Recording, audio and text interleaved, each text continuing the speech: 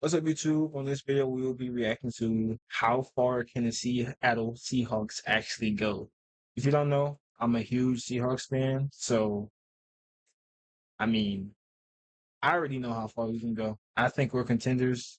We got one of the best secondaries in the league. Our defensive line solid. We got Leonard Williams down there, Byron Murphy, and we just had a crazy draft.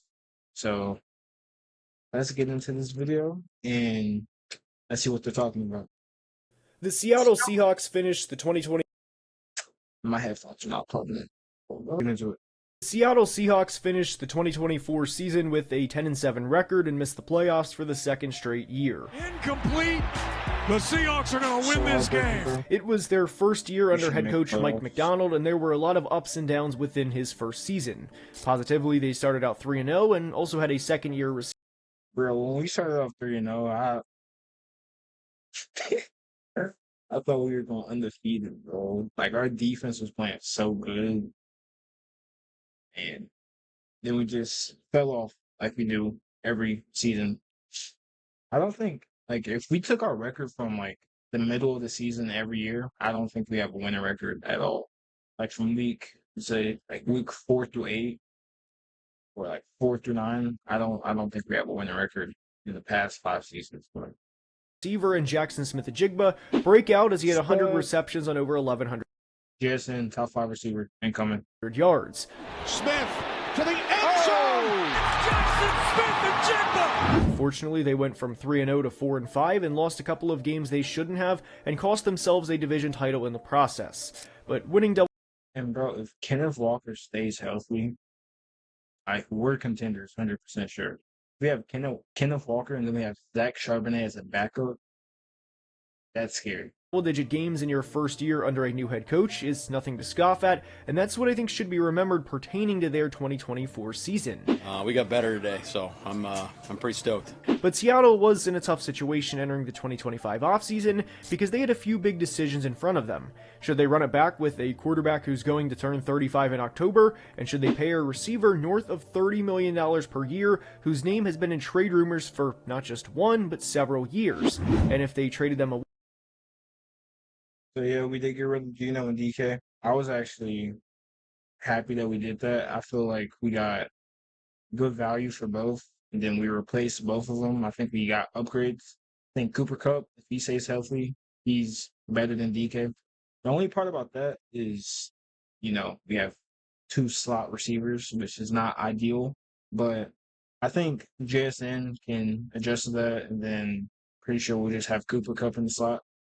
And yeah, and we got Sam Darnold, which I don't think he's going to go back to seeing Ghost Jets Sam Darnold. I think he's not going to have as good as the season as last year, but he's going to be like a top 15, top 10 quarterback for sure. I think he'll outperform Geno Smith this year for sure.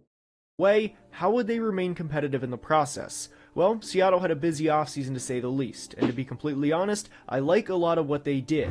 Now, the unfortunate part for Seattle is they play in one of the best divisions in football, and as we preview the NFC West teams over the next few NFC West isn't looking that good this year. Cardinals, they're not proving. We got the Rams, injuries. We don't even know if they're going to have Matt Stafford back. And then we have, who am I missing? 49ers, which, I think their window's closed. So I know like on sports books we're like the third or even the worst team in the NFC West, but that's not true at all. We're going to be top 2 for sure. Few weeks, you'll see that I am really high on this entire division. But pertaining to Seattle, how will they do in 2025? How far will they go? Well, we're going to break everything down in today's video. If you could like the video before we start, I would really appreciate it, and without further ado, let's begin.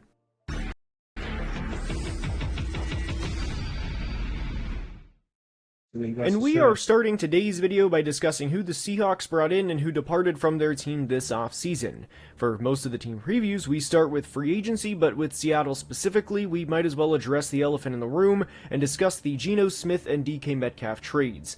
Within a few days span in March, the Seahawks traded Geno Smith to the Raiders and DK Metcalf to the Steelers. And I know some Seahawks fans were very upset about the value they received for the Geno Smith trade, given that it was the 92nd overall pick in the 2025 draft, but I think this was a situation where Seattle recognized, hey, Geno will be 35 in October, we like what we are building, but by the time we feel we are going to legitimately compete for a Super Bowl, Geno will be 36 or 37 and have little to no trade value, so we might as well cut ties now and get what we can for him, period. And I thought this was a smart move for Seattle to do it a year early rather than a year late. And with DK Metcalf, obviously age wasn't a concern, but what was the concern was you would have had to have paid him an average of $33 million per year, because remember, DK's contract extension was 4 for $132, not 5 for $150. The last year of his current deal just usually gets lumped in with that 5 for $150 number. So in addition to paying DK Metcalf an AAV, average annual value, of $33 million per year, Jackson Smith-Njigba's contract would follow immediately, and you'd be paying those two guys roughly a combined $67 million per year. So I loved what Seattle did by moving on, again a year early rather than too late. And we will discuss the Sam Darnold signing a lot more during the offensive portion of the video, but I love this signing for Seattle because they have an out after just 2 years. And whether it's Devin Witherspoon or JSN or anyone else, they're not going to not be able to pay those guys because of Darnold's contract. And Sam is only 28 years old, so if he works out, there's a real reality he plays in Seattle for not just a year or two, but 4, 5, 6, 7 years, and is their next franchise quarterback. Cooper Kupp was also a really smart signing because they have an out in the contract after 1 year, and we know Cooper Kupp, of course, won the Triple Crown back in 2021, but he's played in just 33 of 51 possible regular season games since the 2021 season ended, and believe it or not, because I do think there is a misconception around Cooper Kupp's career, but he only has 2 1,000-yard seasons. I think there's this belief that Cooper Kupp is a 5 or 6-time Pro Bowler or a 6-time 1,000-yard receiver, and he's not. Now, his talent level is, of course, really high, but unfortunately he hasn't been able to stay healthy, which we do, of course, hope changes during his time in Seattle. I also really like the DeMarcus Lawrence signing, even though DeMarcus missed most of the 2024 season. We've talked about it before, but NFL teams are a lot smarter than they were 15 to 20 years ago, and you really don't see a lot of bad contracts being handed out. And D-Law is 33 years old, coming off of a season-ending injury, and the 3-year deal they gave him is, in a lot of ways, a 1-year deal. They also brought in receiver Marquez Valdes-Scantling, who I don't expect him to, be amazing. I mean, if you look at him, his highlights, yeah, he's a good player, but, he's just not going to produce as well as a lot of people think, which is okay because we have tight ends to make up for it. I mean, we drafted Elijah Arroyo, and we have Noah Fant, who I think they'll make up for the lack at receiver 3, but I think he's still good for, 400 to 500 yards. I mean, he's going to have, one, not even one, probably, 3 to 4 big games, and then he'll be a 30-yard receiver per game. But yeah, he's not a bad receiver 3. Be much more than a deep threat, veteran offensive lineman Josh Jones and quarterback Drew Lock. They lost, or in a few cases here, cut a few players in pass rusher Draymond Jones, longtime Seahawk Tyler Lockett, veteran defensive lineman Roy Robertson Harris, and veteran offensive lineman Laken Tomlinson. All in all, I thought Seattle did a tremendous job navigating free agency despite having $67 million in dead cap money, which for 2025 is 4th in the entire NFL.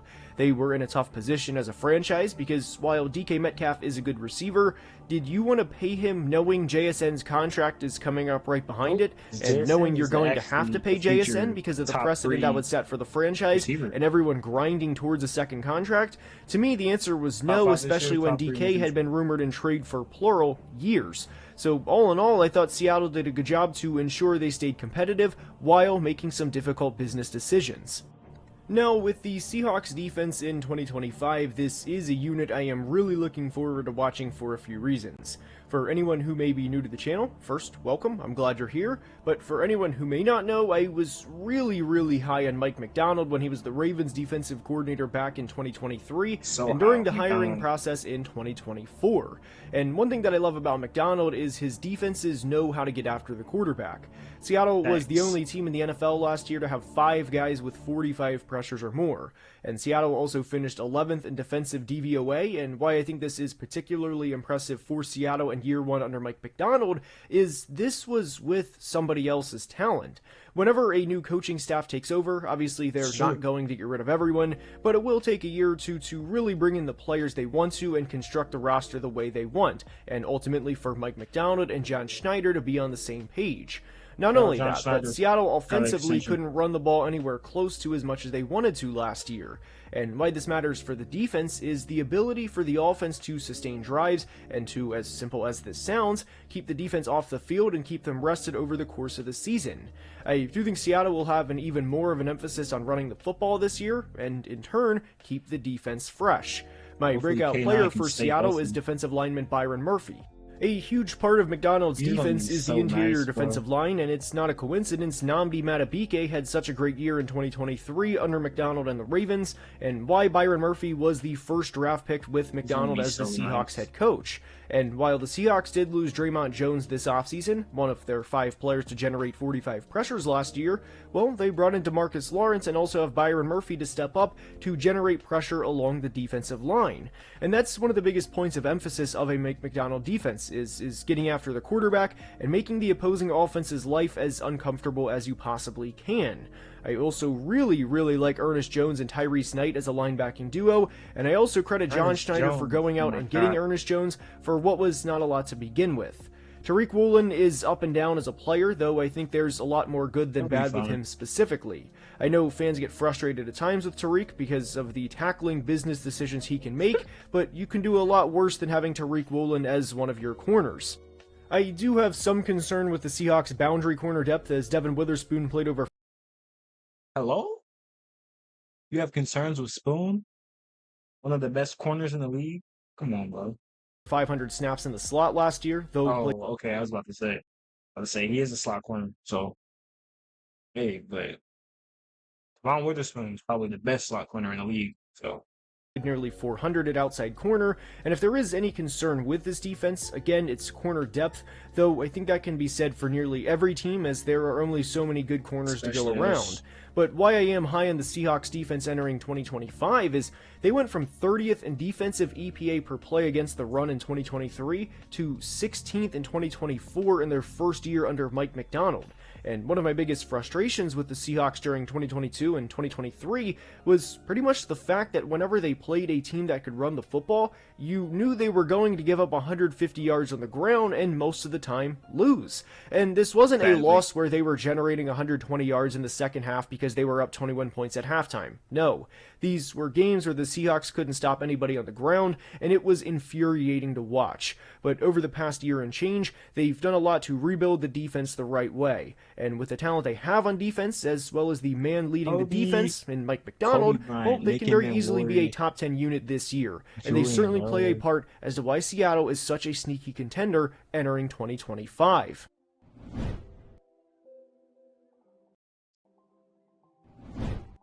The Seahawks 2025 draft class was, without a doubt, one of my favorite classes this year, and they were one of just 3 teams that I gave an A+ draft grade to. The other 2 were the Carolina Panthers and the New England Patriots. And when you look at what the Seahawks needed entering the 2025 draft versus the quality of talent they came out of the draft with, along with filling the positions of need, guys, they had, without a doubt, one of the best drafts of any team this year. It started with North Dakota State offensive lineman Gray Zabel, and I love the Gray Zabel pairing going to Seattle because if you know anything about the 24 Seahawks, aside from them, missing the playoffs or whatever the case may be, their interior offensive line struggled quite a bit, and obviously given that they brought in Sam Darnold, who unfortunately folded in the final 2 games of 2024 with the Vikings in Week 18 against the Lions, and then in the wildcard round against the Rams, a team he will now face twice per season, well, they needed to upgrade the interior offensive line, and my biggest thing with Gray Zabel from North Dakota State is he is a floor-raising player, and now you look at the left side of the offensive line with Charles Cross and and Gray Zabel, and you have 40% of your offensive line filled, and you know you're going to be good on that side of the ball. And I personally had Gray Zabel as my 23rd best player in the class. They selected him at player 18. I'm not really worried about a -5 spot value in terms of the difference there, especially when I think Gray Zabel will be a solid starter for this team for not just a year or two, but really the next 3, 4, or 5 years, and a guy that the Seahawks can consistently rely on. Now, I really like what the Seahawks did in the second round by bringing in South Carolina safety Nicky Manwari and Miami tight end Elijah Arroyo.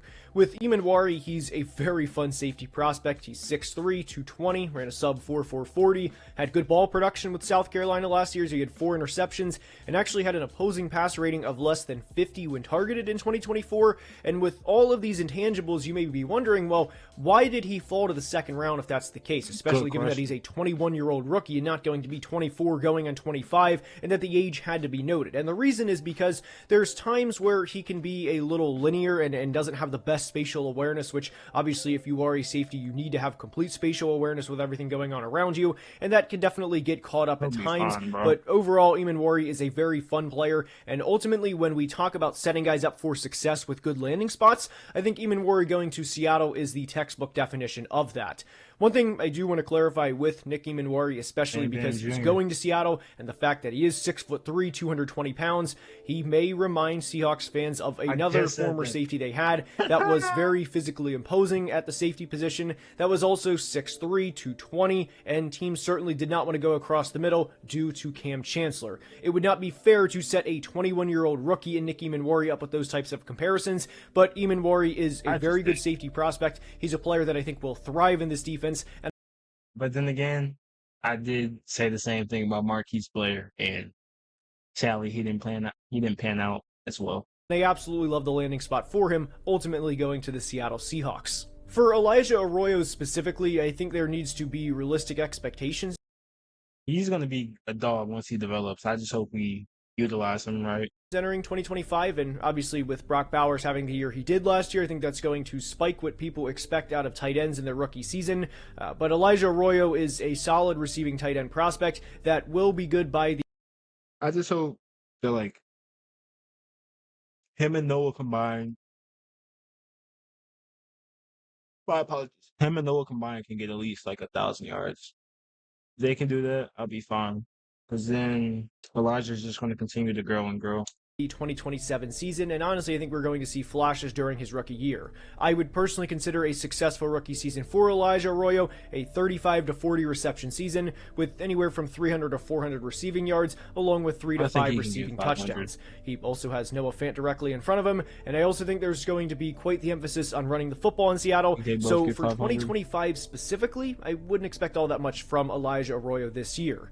One of my favorite selections the Seahawks made was quarterback Jalen Milroe from Alabama. And honestly, I think the term developmental quarterback is tossed around far too often in today's era, with any quarterback selected at any point in the NFL draft. And one that I'll reference is the 2023 Eagles selecting Tanner McKee in the 6th round, just a couple of months after they lost to the Chiefs in the Super Bowl and after Jalen Hurts finished second in MVP voting. I really don't like how often developmental quarterback is used, because I think it's just to generate buzzwords and that, hey, maybe this 4th round quarterback that was selected this year could be a top 12 or 15 guy by midway through the next year. And I agree with that, but nah, if Sam Darnold's struggling, Jalen Milroe can most definitely play this year.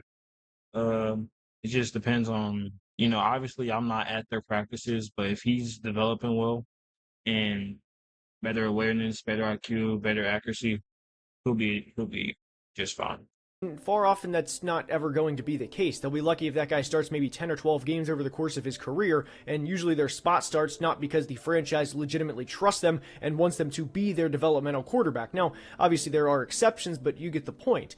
Jalen Milroe specifically, to me, is the textbook definition of a developmental quarterback, because there is a real reality where Sam Darnold does not work out as the Seahawks starting quarterback. And if Sam Darnold doesn't work out in 2025, then maybe we have Jalen Milroe in 2026. 26. Jalen Milroe also has a rushing ability that really, outside of Lamar Jackson and Jaden Daniels, nobody in the NFL currently has. He is a legit threat, and that's another reason why I really love this selection, is because if you are the Seahawks heading into every single week this year game planning, you have to have, or at least you should have, a Jalen Milroe specific package. He ran for 20 rushing touchdowns in the SEC last year, and anytime we're inside the 5 or 6 yard line, I want Jalen Milroe on the field, specifically so that the defense has to account for him, and that they have to spend part of their week game planning against the threat of Jalen Milroe being on the field. Now, I don't expect Jalen Milroe to have a big statistical impact this year, and I do want that part to be clear, but if it's 4th and 2 on the 33-yard line, instead of attempting a 50-yard field goal, Jalen, why don't you get out there and make something happen? Whether it's a power play, whether it's a read option, or better yet, a passing play, Jalen Milroe should be effectively used in short yardage situations, and especially down inside the red zone. And the biggest thing with Jalen Milroe at this point is he can still throw the football. He's not just some decoy out there. He was an SEC quarterback. Now, I will go ahead and say that Jalen at this point is more of a runner than he is a true NFL quarterback, and that there was a reason he was selected in the late 3rd round, because if he was that good of an NFL quarterback prospect, he would have been selected much earlier than the late 3rd round, especially in what was a weaker quarterback class. The Seahawks also selected 2 players I had inside my top 95 on day 3 of the 2025 draft, as they selected Torrey Horton at pick 166. I had him at player 94, and they selected Damian Martinez at pick 223, and I had him at prospect number 82. I don't expect either player to have that much rookie impact, but I thought it was the Seahawks, again, raising the floor of their roster that made this draft class so good. They also signed a couple of UDFAs that I really liked, an Ole Miss pass rusher Jared Ivey, who, again, I had in my top 100, and LSU corner Zaya Alexander, who I had inside of my top 150 as an undrafted free agent. For Ivy and Alexander specifically, again, I don't expect much, if any, rookie impact, and I wouldn't be surprised if they are practice squad guys that don't make the final 53, as they were UDFAs for a reason. But for Seattle to come out of this class with 7 players that I had in my top 150 and really just navigate the board all throughout in a really efficient way, I thought Seattle had a tremendous draft class, and that they should have pretty substantial rookie impact in 2025, and I think there's going to be a reason why they're going to be a difficult team to beat, and it's because more often than not, this team does things the right way. The 2025 Seahawks offense. Let's just go ahead and address the big elephant in the room. Sam Darnold behind the Seahawks interior offensive line, because right now, whenever you think of Sam Darnold, you probably think of the Week 18 game, 14-2 Vikings against the 14-2 Lions, #1 seed on the line. The Vikings put up 9 points. Darnold misses several throws, doesn't see what's directly in front of him, not just one, but multiple times throughout the game, and you could replay that exact situation, and the same thing happened the following week in the wild card round against the Rams, a team that Darnold will now play twice a year, who of course have a dominant pass rush led by Jared Verse. With Sam Darnold specifically, what I think needs to be remembered is he was not that player for the first 16 games of the year. Now, the Sam Darnold haters would love to point out the Jacksonville game in which Sam Darnold did admittedly play bad in that game. He threw 3 interceptions, including one really bad red zone interception. But really, aside from the Jacksonville game and then, of course, the 2, biggest games of the year, Sam Darnold was a really good player for the Vikings last year. There was a reason he finished 10th in MVP voting. That does not happen by accident. You don't accidentally walk into a 35 passing touchdown season and throw for over 4,000 yards in the process. And here's a stat that not everyone knows, and certainly one that isn't discussed, but in terms of passing touchdowns under pressure last year, this is per PFF, Sam Darnold actually finished second only behind Joe Burrow. He had more passing touchdowns than Lamar Jackson, Patrick Mahomes, Josh Allen, everybody else except Joe Burrow under pressure last year with 13. And for Seahawks fans specifically, I would point to the one play that Sam Darnold made against the Seahawks last year with 4 minutes left in the 4th quarter with the game on the line. He made a hell of a throw to Justin Jefferson, and that was who Darnold was more often than not under pressure in 2024. It's unfortunate for Sam and for anyone else who unfortunately pees their pants during the biggest moments that is what you are remembered for. I don't think it's a case of Sam Darnold all of a sudden forgetting how to play football. I think he will be fine over the course of the 25 season, and I also think that Clint Kubiak is going to do everything he can to help ease Darnold's transition into the offense. For a statistical projection with Sam this year, admittedly, I do think his numbers will decline. It's going to be hard for any quarterback to replicate 35-plus passing touchdown seasons, along with 4,000-plus passing yards, especially in an offense that has Kenneth Walker and Zach Charbonnet, who I do believe are one of the more underrated running back duos in the entire NFL. Ultimately, I think the NFC West is constructed of 4 very similar teams, where their goal is going to be to run the football, play good defense, and be an incredibly difficult team to beat because they don't want to make mistakes. Now, obviously, no team wants to make mistakes, but what my point is they're going to limit as many mistakes as they possibly can, so I do think there will be a lot more of an emphasis on handing the football to Kenneth Walker and Zach Charbonnet. And another rookie that may have some impact that we didn't discuss is fullback Robbie Oates, the player from Alabama, who they selected on day 3. I think there's a legit role for him in this offense, whether Seattle wants to run 12 or 13 personnel, which is 1 running back, 2 tight ends, or 1 running back, 3 tight ends, and it's to really have another big body in there to help facilitate the ground game in what was a not very effective unit in 2024. Kenneth Walker was a second-round pick back in 2022, and he had over 1,000 yards during his rookie season. And ultimately, the Seahawks invested another second-round pick in Zach Charbonnet the following year, a running back from UCLA. Now, with the years that Saquon and Derrick Henry and Bijan Robinson and Josh Jacobs and everybody else had last year, obviously Seattle saw the success that other teams had running the football by being the bigger, stronger team and running with the pre-snap 2 high safety structures. So I think they're going to try to replicate that of their own and have a 1,000-yard back in Kenneth Walker, and potentially have Zach Charbonnet run for 700 yards in 2025 too.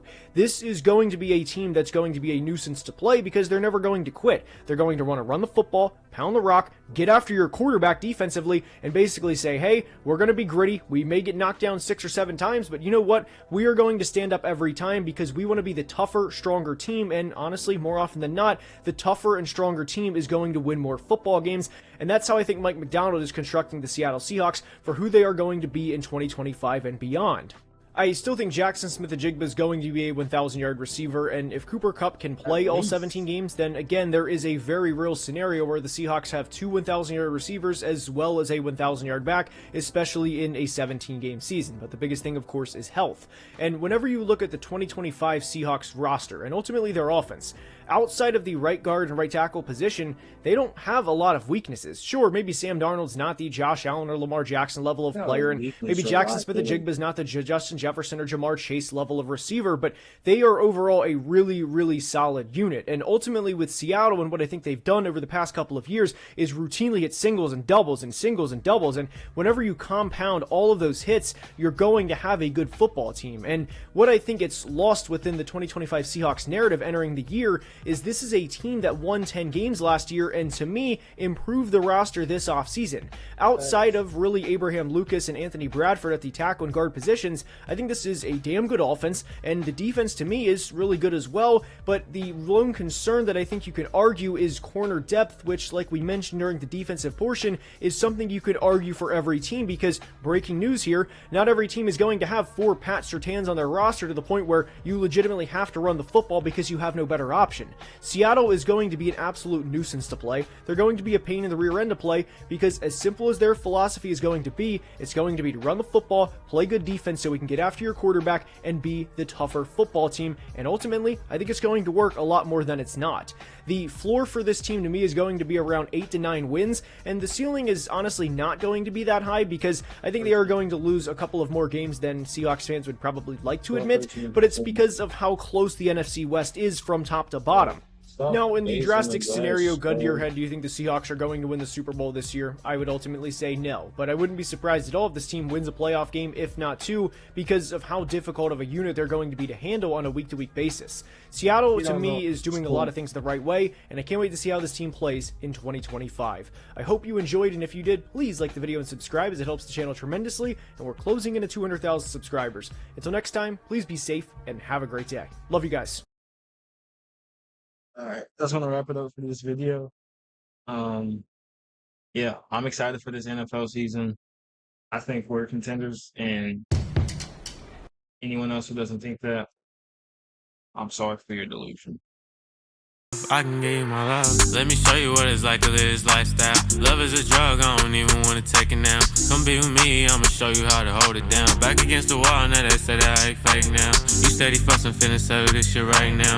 Babe, you so pretty when you all up in that nightgown. We hit the room, now you know they hit the lights out. I'm in so deep, yeah, you say don't even take it out.